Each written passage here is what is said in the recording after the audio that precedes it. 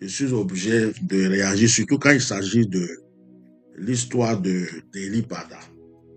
Alors, Pasteur Mohamed Sanogo a été interviewé. On demande à Pasteur Mohamed Sanogo que Eli Pada a disparu et que certaines personnes disent pourquoi est-ce que les autorités chrétiennes, les autorités de l'Église n'ont pas réagi et tout ça. Bon, si le pasteur Mohamed Sanogo avait dit tout simplement,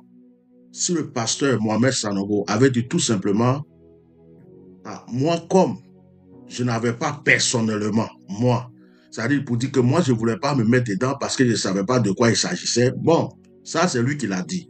Mais j'aime pas l'hypocrisie. J'aime pas l'hypocrisie. Pasteur Mohamed Sanogo, j'ai rien contre toi, je ne vais pas t'insulter, je ne vais pas te manquer de respect. Tu es peut-être mon petit frère en âge ou mon grand frère en âge, tu es mon petit frère dans le ministère ou mon égard dans le ministère, tout ça, je ne vais pas rentrer dedans. Moi, personnellement, Pasteur Mohamed Sanogo, je n'aime pas l'hypocrisie. Votre comportement que vous avez en Côte d'Ivoire, vous les pasteurs qui mangez un peu, qui êtes assis, qui avez des enveloppes de temps en temps de la part de certaines autorités, on vous laisse en paix. Vos photos sont sur les pancartes partout. Vous êtes devenus les rois de la Côte d'Ivoire dans le milieu évangélique. En réalité, toi, pasteur Sanogo, même là, tu prophétises deux fois. Tu as déjà donné des prophéties maquillées à la diplomatie. Toi, tes prophéties, c'est des prophéties diplomatiques. Tu as déjà donné des prophéties diplomatiques. Tu tournes ici, tu tournes là, tu renverses ici, tu déposes là, et puis tu parles d'une manière là, et puis c'est comme tu blesses un peu, tu verses l'eau dessus, tu glisses un peu, tu verses l'eau dessus, tu trembles un peu, après tu te ressaisis, tu as donné ce genre de prophétie. Ça, c'est ta manière à toi de prophétiser. Ça veut dire tu prophétises et puis tu fais attention. Bon, là où je vais là, il faut que je freine, je vais mettre une autre parole à la place, après je vais, bon, c'est normal, tu te protèges. C'est normal. Mais depuis que toi tu as prophétisé, et puis tu as dit, que souvent tu as même prophétisé il n'y a pas longtemps, tu as dit qu'il aura le feu en Côte d'Ivoire, il aura des troubles en Côte d'Ivoire, que tu as vu des choses, qui est parti t'attraper, qui t'a menacé, qui est parti te menacer, qui t'a appelé pour te menacer, qui te poursuit, personne. Tu es en paix et tu es tranquille. Je ne sais pas avec qui tu manges, qui tu connais, comment ça se passe, mais il y a certaines choses que je ne peux pas accepter. Je n'aime pas l'hypocrisie. Déjà, on te pose la question, on pose la question à pasteur Mohamed Sanogo concernant l'histoire d'Eli Pada. Le pasteur Mohamed Sanogo commence à répondre en disant que lui n'est pas trop réseaux sociaux. Tu es un menteur. Tu es un menteur. J'aime pas ça.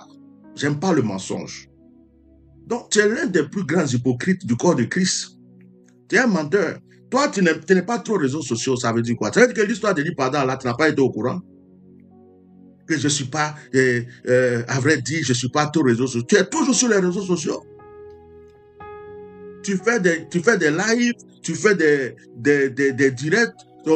C'est sur les réseaux sociaux. La plupart des gens dans le monde entier te connaissent. Tu es réseaux sociaux. Tu es sur les réseaux sociaux. Tu as un service de communication et tu es sur les réseaux sociaux. Donc, tu ne peux pas commencer de ta propre bouche en tant que ouen de Dieu, pasteur, reconnu, grand pasteur, quelqu'un que les gens respectent. Et puis, commencer à parler en mentant de la sorte. Que je ne suis pas trop réseaux sociaux. Une manière de dire que tu as failli même dire que l'histoire de lui, pendant tu n'étais pas au courant. Que c'est peut-être quelqu'un qui était de passage comme ça, et puis il est venu te dire, oh, est-ce que tu es au courant de l'histoire de l'Ipada? Arrêtez vos hypocrisies. Quand l'histoire de l'Ipada a commencé, je me suis pris un peu la tête avec l'homme de Dieu, Guy Vincent. Bon, parce qu'il a fait un direct, un message où il a condamné Eli Pada, où il a dit qu'Eli Pada n'était pas sage.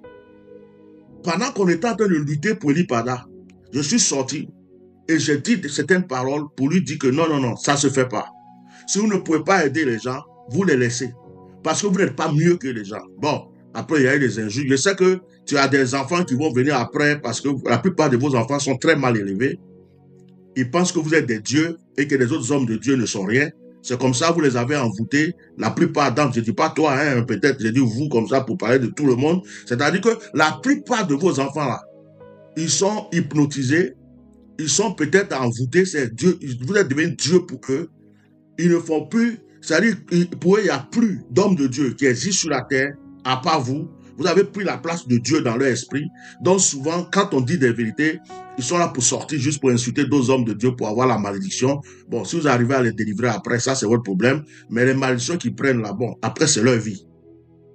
Mais je ne peux pas accepter que tu t'asseyes sur un plateau, on te pose des questions concernant les parasites, tu n'as rien à dire, il faut dire je ne veux pas parler à ce sujet. Et puis tu passes à autre chose. Maintenant, le pasteur Mohamed Sango commence en disant, d'ailleurs, je ne suis pas trop réseaux sociaux. C'est une manière de banaliser l'histoire, de nous faire croire que, en fait, tous ceux qui parlent, qui ont parlé de l'Ipada, c'est pour venir, tu nous as insultés en fait. Tu nous as insultés pour dire que nous, on est bêtes, on est sur les réseaux sociaux, on parle de certaines choses, donc on n'est pas au courant, on n'a pas les vraies versions. Maintenant, bon, toi, tu as les vraies versions là. On t'a pas vu pendant qu'on parlait du problème de l'Ipada là. On t'a pas vu sortir pour dire quelque chose. Quand tu dis que tu as appelé les gens, tu as fait les trucs, moi je suis au courant que l'équipe de l'Ipada allait te voir. Je suis au courant. Tu les as dit quoi de bon? Tu as fait quoi? Rien de spécial. Moi je suis au courant de tout. Je suis au courant de tout.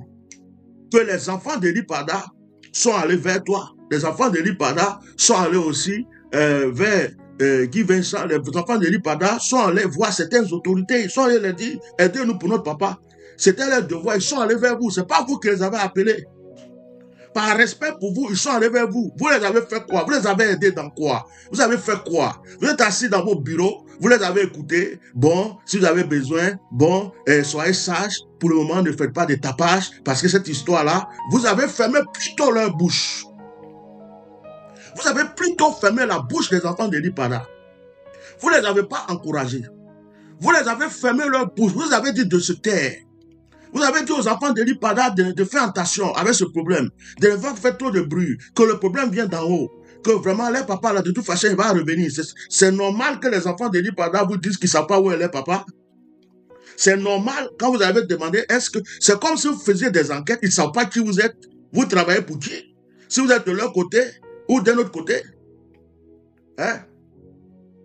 Si vous êtes de leur côté ou d'un autre côté, ils ne savent pas. Donc, vous croyez qu'ils sont bêtes, ils vont venir s'asseoir pour dire, oui, on a appris que notre papa, c'est ceci, on a appris que non. Ils ne vous faisaient pas confiance. Donc, ils vont même pas, ils vont vous dire qu'ils ne savent pas. Ils ne savent pas. Le prophète Elipada a disparu. Tu dis que l'église d'Elipada n'a jamais dit que leur papa a disparu ou ceci, cela. La famille d'Elipada n'a rien dit. D'ailleurs, Pasteur Mohamed Sanogo, tu es en train de mettre du couteau dans la plaie des gens. Arrêtez ça. Si vous voulez qu'on vous respecte, respectez-vous. Vous n'êtes pas mieux que quelqu'un. Toi, Pasteur Mohamed Sanogo, tu ne prêches pas mieux que quelqu'un. Tu ne chasses pas démons plus que quelqu'un. Tu ne pries pas pour malade plus que quelqu'un. Ce que tu as fait et puis tu as eu l'argent. Dans quoi tu es rentré, ce que tu as fait, ou de qui tu t'es approché pour avoir non, pour avoir l'argent. C'est toi seul qui sais. Mais si c'est onction, nous tous on a ça. Toi, tu n'as pas onction plus que quelqu'un ici. Mets-toi là, prends un micro, je prends un micro, tu ne peux rien faire plus que moi. Rien. Rien. Je ne vois même pas ta supériorité. Ce que je vois, c'est qu'il y a du monde qui te suit, ton nom est partout, tout ça, ça je peux le voir, mais je ne vois rien d'autre. Donc, on doit se respecter dans le corps de Christ. Tu as l'argent haut, l'autre n'a pas l'argent haut. Tu es assis, l'autre n'est pas assis. On doit se respecter. Vous n'êtes pas mieux que quelqu'un. Calmez-vous un peu. Parce que vous comptez sur ce pouvoir qu'elle a là, parce que vous mangez avec. Mais je vous dis tout le temps que ce pouvoir n'est pas éternel. Un jour, les choses vont changer dans ce pays. Votre hypocrisie là, il faut que vous arrêtez. Tu dis quand la dame t'a posé des questions, tu dis à la dame que son église n'a jamais parlé. C'est un mensonge. Tu as menti, pasteur Mohamed Sanogo. Tu mens. Lorsque le prophète Elipada n'est pas venu à la traversée, le pasteur Simplice est sorti. Et le pasteur Simplice a dit, aidez-nous. On ne sait pas où est notre papa. Le pasteur Simplice est sorti pour dire, notre papa devrait venir à la traversée. On ne l'a pas vu. Aidez-nous. Notre papa a disparu. Parce que tout le monde entier a entendu, tout le monde entier a vu cette vidéo. C'est après cette vidéo que, comment il s'appelle? Makassa, Makassi, Makako, Makoku. Hein? Le petit a la bouche traversale, rempli que de désordre. La poubelle évangélique est sortie pour venir menacer les enfants de l'Ipada, pour venir menacer Pasteur Simplice. Le monde entier est témoin. Le monde entier est témoin quand Makassa, Makassi, Makoko, Makoku est venu menacer Pasteur Simplice quand il est sorti pour dire, nous ne savons pas où est notre papa. Notre papa a disparu. Le monde entier est témoin de ça. Donc, tu ne peux pas t'asseoir en tant que pasteur. Tu ne peux pas t'asseoir en tant que quelqu'un qui dit, il a cet esprit. Que c'est pas un fétiche, lui, il prend pour servir Dieu. Tu ne peux pas t'asseoir. Parce que je vais te dire une chose, il ne faut pas faire, moi, ma bouche va parler. Je connaissais un pasteur qui était musulman, d'une famille musulmane. Il est décédé maintenant. J'ai eu affaire à lui. Et quand j'ai eu affaire à ce pasteur, il a tapé sa poitrine. Il dit, moi, il a dit son nom. Le Saint-Esprit m'a dit, lui là, il a accepté Jésus pour avoir l'argent, mais les fétiches de ses parents là, il continue d'aller faire des sacrifices, des trucs là-bas. C'est sur ça qu'il compte pour t'attaquer. Ça n'a pas duré, il est mort. Il m'a lancé des défi. Je ne vais pas dire son nom. À cause de sa femme, à cause de ses enfants, à cause de son ministère qui est là, je ne vais pas salir son nom, donc je ne dis pas son nom. Mais ceux qui ont vécu cette histoire savent de qui il parle. Ah, putain. Ouais. Il a coupé sa poitrine. Tu sais qui je suis? Donc, tu vois, moi, je suis un temps. Et puis, il a dit son nom. C'est un nom du Nord. Le Saint-Esprit m'a dit, lui, là, il a accepté Jésus, mais il a des fétiches. Il construit les gris-gris des fétiches de ses parents. C'est sur ça. Avec ça, il croit qu'il peut t'avoir. Ça n'a pas duré, il est parti. On se connaît. Je n'ai pas dit que tu as fétiche, hein, mais je vais te dire une chose. Tu n'as pas servi Dieu avant tout le monde en Côte d'Ivoire. Si tu es là aujourd'hui où tu es là, chacun connaît le chemin qu'il a pris pour arriver là. Si c'est Dieu, gloire à Dieu. Si c'est autre chose, ça c'est ton problème. Nous, on n'est pas là pour te juger.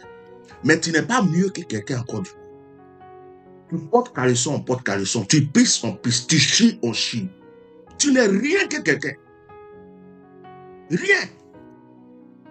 Donc, par exemple, vous vous prenez pour Dieu. Vous prenez que vous êtes au-dessus de tout le monde. Parce que vous avez un nom qu'on vous a donné. Vous n'êtes rien. C'est l'argent. Moi, je suis là. Quelqu'un peut venir me donner, c'est pas combien de milliards aujourd'hui. Demain, tu ne vas pas me reconnaître. Mais moi, je serai qui? Et puis, tu es un hypocrite. Je vais te parler directement. Pasteur Mohamed Sanogo, tu es un hypocrite. Tu te rappelles quand on s'est vu à l'aéroport en France? Tu ne te rappelles pas, je vais te rappeler. On s'est vu à l'aéroport. C'est moi qui suis allé vers toi et te saluer. Pas parce que tu m'as vu, tu as fait comme si tu ne me connaissais pas. Je suis allé te saluer. Ah, mon frère, oh oui, j'ai une conférence et tout. Tu avais une conférence, un programme avec Yvan Castano. Moi, j'étais à l'Abidjan pour mes programmes. Tu m'as dit, il faut passer et tout ça. Par humilité. J'étais à Yopougon. Je pouvais te dire, on voit des gens me chercher. J'ai pris moi-même mon taxi. J'ai loué un taxi. Je suis venu au programme. Je ne sais pas si à Cocody Angle. Je suis venu à ton programme là, avec Yvan Castano. Bon, tu m'as reçu, tu m'as fait asseoir à côté de toi, on était là, bon, c'est bien, c'est une bonne publicité, il n'y a pas de souci. Mais tu te rappelles de quelque chose? Quand le programme est fini, tu ne m'as même pas dit bonsoir, bonjour, au revoir, rien. Tu as pris Yvan Castano, vous êtes rentré au bureau pour aller compter vos offrandes.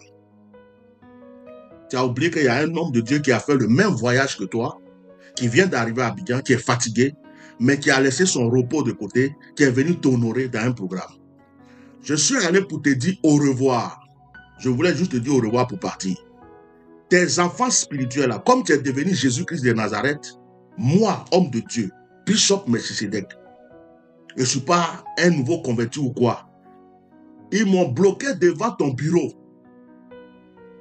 J'ai dit, mais je vais dire juste au revoir à votre papa, dis-lui que je m'en vais. Ah non, on ne peut pas le déranger. Ah, on peut ceci. Ils ne m'ont même pas dit, homme de Dieu, asseyez-vous ici, homme de Dieu, attendez, on va l'appeler, homme de Dieu. Ils m'ont bloqué devant la porte comme un vulgaire bonhomme. Pas à mon humilité là. Moi, c'est mon humilité qui me cause problème. Au lieu de m'en aller, je suis resté, tu es sorti. Avec Yvan Castano, vous m'avez salué, on a discuté un peu ensemble. Tu n'as même pas osé me dire, ah mon frère, assis-toi un peu, et tout ça, rien. Tu es là, tu as causé, tu étais le chef. je suis reparti, j'ai repris un autre taxi en course, je suis reparti, taxi compteur, je suis reparti, mon truc. C'est ce jour-là, j'ai compris que tu es quelqu'un, tu as un cœur noir, tu es un hypocrite, tu fais de la politique, de la diplomatie, tu fais semblant devant les gens, tu souris, mais ton cœur est noir. Tu fais semblant devant les gens comme si tu es bon, mais tu es mauvais. Les gens comme toi, on doit avoir peur d'eux. Parce que tu n'es pas naturel. Quand tu rigoles, on croit que tu es en train de rigoler, or au fond, tu n'es pas content. Les gens comme toi, là, quand on les voit, on va dire c'est le Saint-Esprit, c'est Jésus, c'est tout, mais au fond, ils sont très méchants. Moi, je parle directement, je n'ai pas peur de quelqu'un. Je vais te dire la vérité. L'histoire d'Eli Pada, là, quand quelqu'un met sa bouche dedans, il n'a qu'à tourner sa langue 7 fois, 77 fois, avant de parler. Sinon, je reviens régler le compte de la personne. Maintenant, c'est mon combat. Eli Pada n'est pas venu chez lui. Vous pouvez dire ce que vous voulez, mais tant qu'il n'est pas rentré chez lui, celui qui s'amuse, même si c'est le pape, même si c'est n'importe qui, mon grand-père même qui est décédé, mon père qui est décédé, n'a qu'à sortir, n'a qu'à mal parler, tourner sa bouche d'une manière pour la fête d'Eli Pada, je reviens et puis je le mets à sa place. Tu dis que l'église d'Eli Pada n'a jamais dit que Eli Pada est perdu, donc c'est... Mais tu veux qu'il dise ça pourquoi? Tu veux qu'il fasse quoi? Dans ce pays-là, où toi tu es là, tu sais qu'avant même qu'Eli Pada ne disparaisse, ils sont venus attraper pasteur Mohamed Sanogo pour le mettre en prison. Toi-même, Mohamed Sanogo, j'ai appris qu'on t'a appelé et puis on t'a donné des garants. C'est vrai ou c'est faux? À un moment, quand tu prophétisais, on t'a appelé, on t'a donné des garants. Bon, on t'a pas mis en prison, on t'a pas pourchassé, parce que toi-même tu sais sur quoi ton pied est posé. Mais on t'a dit de faire aussi attention. Et deux fois, tu amuses la galerie avec tes prophéties et puis tu continues ton chemin. Tu dis que la famille d'Eli Pada et que Eli Pada lui-même n'a rien dit. Parce que toi, pasteur Mohamed Sanogo, tu ne savais pas que ces personnes-là, on les a tous mis presque en garde à vue. On a pris tous leurs téléphones. On a mis toute l'église sur écoute. On a mis tous les ceux qui sont proches d'Eli Pada sur écoute. On a menacé son père. On a menacé sa mère. On a menacé sa famille. Tous leurs téléphones étaient sur écoute. Ces personnes ne peuvent plus rien dire. Et on les a dit, si vous ouvrez votre bouche, si vous parlez, vous allez avoir des problèmes. Comment tu veux que ces personnes viennent s'asseoir pour dire non, ils ont enlevé notre papa ils ont voulu tuer. Ou bien, qu'est-ce que tu n'as pas encore compris dans cette affaire? Et puis tu viens t'asseoir. Tu te prends pour je ne sais pas quoi pour venir naguer les gens. Et tu parles comme si... Mais, des fois, je te regarde, tu me fais pitié, tu me fais rigoler. Tu me fais rigoler, en fait. Non? Tu vas dire que quelqu'un a disparu, et puis on va dire, voilà la personne. Tu sais que c'est de l'humour que tu as fait là. Tu crois que c'est de l'humour que tu fais avec la vie de quelqu'un. Toi, tu dis que tu es prophète. Mais là, moi, j'ai une question à te poser. Mettons l'affaire d'Eli Pada de côté. Bon, pour Eli Pada, là, tu dis que tu n'es pas au courant, d'accord. Ok, retournons en arrière. Là, ils ont coupé la tête du petit Toussaint. Là, non, laissez la tête du petit. Le chantre, du moins, dans l'église, ils ont coupé la tête d'un chantre dans une église. Son corps s'est trouvé ailleurs, sa tête s'est trouvée ailleurs. Pasteur Mohamed Sanogo, ça, c'est pas affaire des réseaux sociaux. Tu es encore du voir, tu as entendu parler. Tu as dit quoi et tu as fait quoi? Puisque tu dis que tu n'as pas pour Eli Pada, là, apparemment, tu n'avais pas entendu parler. Ouais. Quand ils ont coupé la tête du chantre, tu n'as pas entendu parler de ça? Ok. On va continuer. Et par exemple, ils ont attrapé David Aimé. Même si tu l'aimes, tu ne l'aimes pas. Tu as ouvert ta bouche, tu as dit quelque chose. Et des pasteurs ont été persécutés, des prophètes ont été persécutés. Il y a des prophètes avant Eli Pada qu'on a attrapé puis on a jeté en prison. Là, tu étais au courant. Tu as fait quoi? Tu as dit quoi? Il y avait un prophète là, il a oublié son nom. On l'a attrapé, on l'a jeté en prison. En Côte d'Ivoire. Un monsieur géant comme ça. Jusqu'aujourd'hui, on n'a pas de ses nouvelles. Bon, là, c'est pas un fait des réseaux sociaux. Là, c'est pas on dit qu'il a disparu, on dit qu'il n'a pas disparu. Tout le monde sait qu'on est venu l'attraper. Tu as dit quoi? Qu'est-ce que tu as ouvert ta bouche pour dire?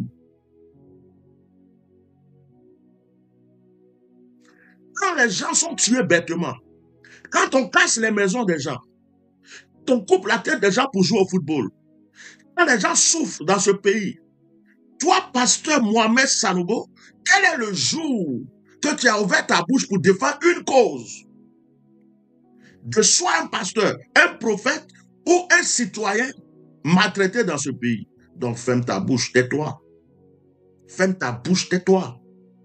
Dis simplement que tu n'as rien à dire sur ce sujet et puis passe à autre chose. Mais viens pas t'asseoir pour naguer les gens dans l'hypocrisie. C'est du mensonge. Ça, c'est l'ère du mensonge. Vous n'êtes pas véridique et vous prétendez avoir le Saint-Esprit. Moi, j'ai vu cette vidéo. J'ai dit, lui là, je vais le mettre à sa place. Parce que ce que tu es venu dire là, c'est du mensonge. Tu sais que la vie d'Eli Pada était en danger. Toi, pasteur Mohamed Sanogo, mets ta main sur ta Bible. Juge sur ta vie, la vie de tes enfants, la vie de ton ministère, de tout ce que tu veux, et puis dis publiquement au monde entier si toi tu as déjà aimé Eli Pada un jour. Fais ça. Jure, prends ta Bible, impose ta main, et puis publiquement jure que toi, Mohamed Sanogo, Eli Pada est une personne que toi tu as aimé. Tu n'aimes pas Eli Pada. Aucun d'entre vous là-bas n'aime Eli Pada. Eli Pada est votre ennemi à vous tous. Vous êtes content qu'Eli Pada ne soit pas là. Que ça c'est ma pensée prophétique. Il va venir un jour, il va venir un jour, il va pas venir un jour. Il va venir un jour. Il va venir. Dieu merci, on ne l'a pas tué. Eli Pada n'est pas mort. Là où il est là, il va venir. Le plan du diable n'a pas réussi. Eli Pada va venir. Il va revenir un jour.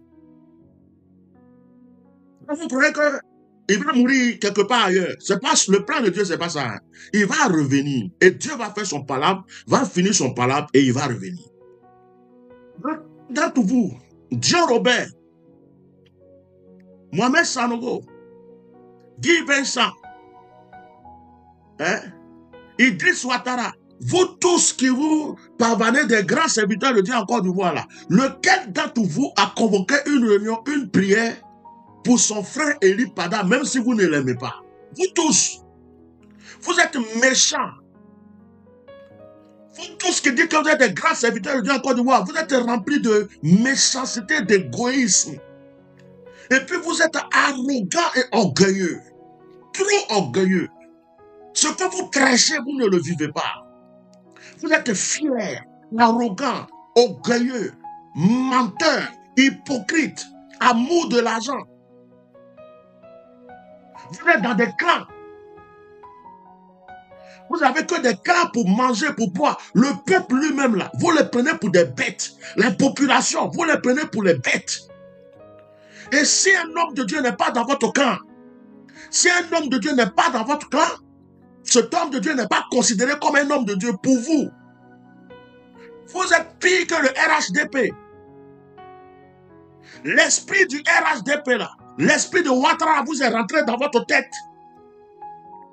Celui qui n'est pas dans votre clan n'est pas avec vous. Celui qui n'est pas au RHDP n'est pas ivoirien.